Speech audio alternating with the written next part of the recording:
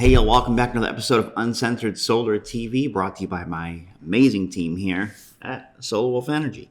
And we're going to talk today a little bit about batteries. And you will see in the next few weeks, months, or whatever, depending on what state you live in, most likely nationally, there is going to be some kind of mandate coming down for batteries installed in residential homes. Now, obviously, manufacturer, sizing of batteries, use, whatever, it's all going to come down to certain specifics.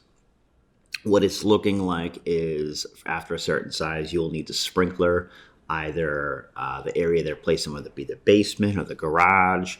They may have to be locked inside of a fire cabinet, what's called a 1 hour or 2 hour rated cabinet, which means something can burn within that cabinet for an hour or 2 hours before it will actually compromise the integrity of that cabinet and start to spread out, right? So again, this will greatly vary on manufacturing types, size of batteries, use of batteries, material substances, what type of lithium they are, many different variables.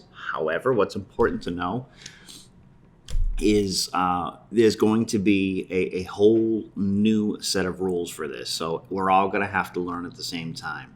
So those of you who are thinking about going with batteries, this is a time to be patient with your solar installation company, your battery installation company, because this is new.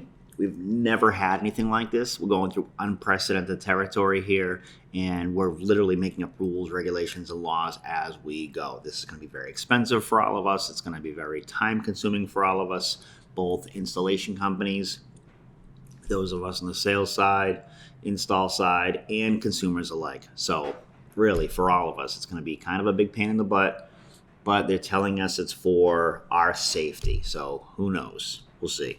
We get told a lot of things are for our safety.